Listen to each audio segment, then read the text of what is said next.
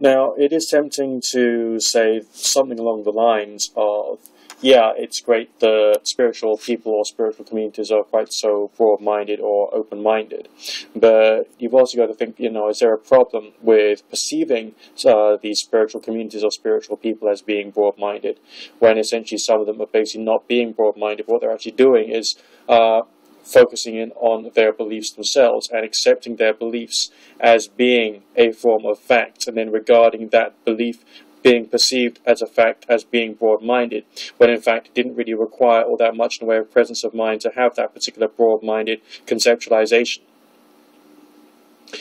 Then, of course, you've got the sort of atheist or hard atheistic position, which is much more a question of, no, those things can't happen, and we're only being broad-minded or rational because we're saying that certain things essentially can't happen. And this is why, I personally get, attacks from both sides of things. I get attacks from people who regard themselves as being spiritual or religious. I get attacks from people who are, or regard themselves as being, atheist or hard skeptics. Because, there's just this complete lack of middle ground perspective. Alright? Because I'm not trying to encourage belief. Now, I talk a lot about magic being, the certain forms of operation of a religious nature, which is designed to bring about a change of state of mind and to create some forms of strange experiences.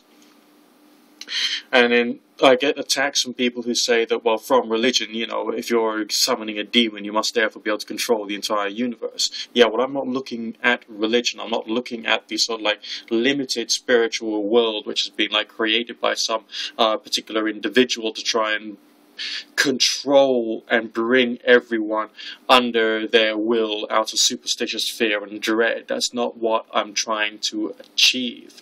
So, out of religion, I don't really give a monkeys. Okay, because that's not really what's important for you, for me, for anybody. There's no rationale to think along those lines. Instead, let's just have a look at the strange experience that one can have during a particular meditative or religious type experience. And think like this is quite interesting. But then, of course, you then get the hard atheists. Both these groups can see the same things as I'm saying, and they can draw two completely different conclusions. Because the New Age religious individual will turn around and say, you're saying you can control the world, and basically, no, I'm not saying that.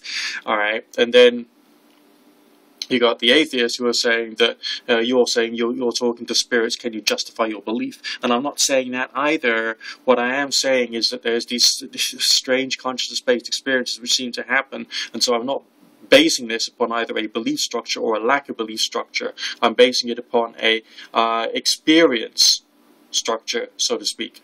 Right, and that's essentially where all of it is coming from. It's where all of my, magic in inverted commas is really coming from. It's just a question of the experience and nothing else. So, in trying to fight off both the atheist and the religious interpretations, I have to turn around to both groups and say you're both narrow-minded. Alright, because I'm not trying to extrapolate too far.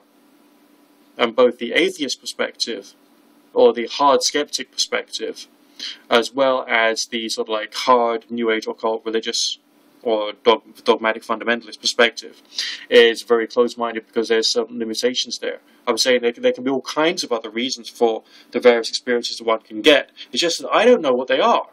I've got no ability to be able to say precisely what, how we can use this stuff. There's plenty. Sitting around on our asses and hypothesizing is great fun. It doesn't always achieve something, though. Okay?